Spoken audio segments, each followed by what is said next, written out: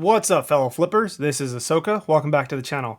Today we're going to be doing a new video series called 5-Minute Reviews, where I cover a card, a set release, some item, price, or Pokemon market news in 5 minutes or less with 5 talking points. So trying to help you save a little bit of time, trying to help you with your Pokemon knowledge, your collection, or your business. Today we're going to be doing our first review on CGC trading cards. I posted a CGC returns about a month ago, so if you're not following, go ahead and subscribe and check out the videos. So I've had these cards in my possession for about a month. I've been able to compare them to the PSA cards that I've had, hold them, feel them, sleep with them, eat with them, things like that. So I really got to know them very intimately in the last month. And so we're going to go ahead and get into the review. So topic number 1 is the fees. So the fees in comparison to PSA and BGS at this time are really different. So PSA only has the cheapest service level available at $300.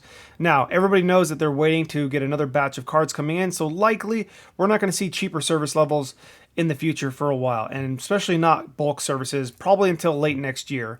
So comparatively, CGC has better prices compared to the other 3 companies. For now, they have the bulk level available, but I want to concentrate on Express and Walkthrough. Express is $75 a card, and Walkthrough is $125 a card. So for the turnaround time that you get, which is 7 to 12 business days, I think that is an absolutely cost-effective scenario. However, there is a downside to that, which we'll get into at another bullet point. So the fees and turnaround times for me are actually fantastic, so they're really good. Talking point number 2 is going to be subgrades. So we have here 2 cards, and from here what we can see is we have a CGC 9 and a PSA 10. I called it correctly on the first shot. So what's great about the subgrades is it lets you know why your card got the grades it did. That's a pretty simple explanation. The other benefit to it is that you know in the future how they grade. It gives you an idea for it. Versus, oh, they marked off, there was a scratch here, the back was fine, it got a PSA 10. Oh, there was a clean surface, but there was a nick on the corner, that got a PSA 9, but this one got a PSA 10. And you often don't know why cards got the grade that they did. Trying to talk fast today.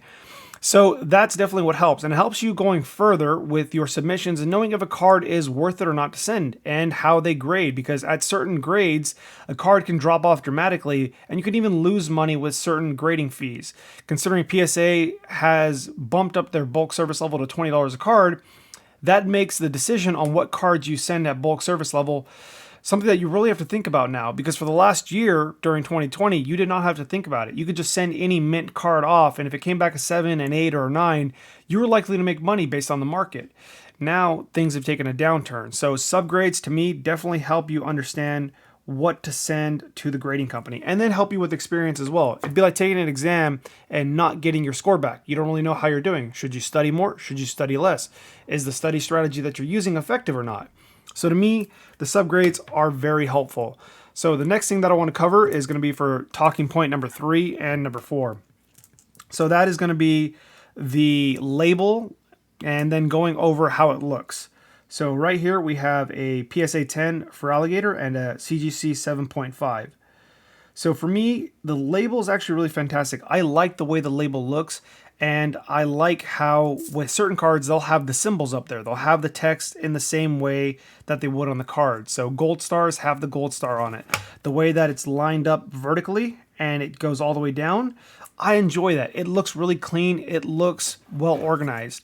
Compared to, say, PSA here, you often have the labels with the names mixed up all the time. I had a large batch of EX cards come back and it said 2005 Pokemon EX, and then down below was Unseen Forces, or whatever set name it was.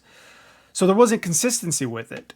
And CGC has kept that very consistent with the way that they have with the way that they do the labels. Now, I could be wrong about that. There could be examples where they've messed it up. BGS has put in cards backwards. They've done crossovers where they crossed over the incorrect PSA card into a BGS 10, and there's been a lot of mistakes. So there's obviously those examples, but I'm very happy with it. So the only thing that's a big downside for me, and it's a glaring one, is just this huge number right here. You kind of get over it in person. Honestly, it's not as bad as it looks in the picture, but I do enjoy the label. The other thing is, how it looks. So you can tell from the picture or the video right here that it's a lot clearer with the CGC case. It looks a lot clearer, looks a lot crisper. It is thicker, however, thicker is always better. So right here, you can tell that it's definitely thicker, how it stacks up. So that's definitely a con when you're looking at storing it. But I do feel it makes up for that with the clarity of the case. And then for certain Pokemon, water and steel and some colorless, it actually looks fantastic with the blue label.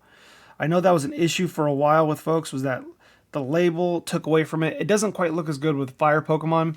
Say when you look at, let's come here towards fire Pokemon. PSA looks absolutely fantastic with their red outline on the label. I really like it. However, this blue label just kind of takes away from the Pokemon, and the red, the fire Pokemon, earth Pokemon as well, kind of takes away from it. So for me, I really do enjoy the label when it comes to EX cards and Gold Stars. Here's another example. Tyranitar on PSA 10 and CGC 8.5. Really hoping for a 9 on this one. I was actually going to crack it out and get it autographed. So last but not least is the value. So when we're looking at certain cards, the value is definitely not going to be there. So when we look at cards in a CGC 9.5 versus a PSA 10, the PSA 10 is always going to command the premium. CGC is almost always going to command less of a premium, especially in cards that are less desirable. So cards like First Edition Charizard and a CGC 9 versus a PSA 9 and BGS 9, the prices are going to be a lot more close together in those cards versus, say, some random common from First Edition base. Those are going to be far off. So the value that you get is going to be a lot less, and obviously that's newer for the name, the CGC coming into the trading card market, and the turnaround times and the fees. So it's just not commanding that premium. All right, guys, so that was my 5-minute review. I think I went a little bit over. Let me know in the comments what you thought about the video, how it went. I definitely went through a lot of takes on trying to film this 5-minute review. So hopefully with practice, I'll get better and cover some more topics. So again, thank you all for watching. See you around on the next one. Peace out.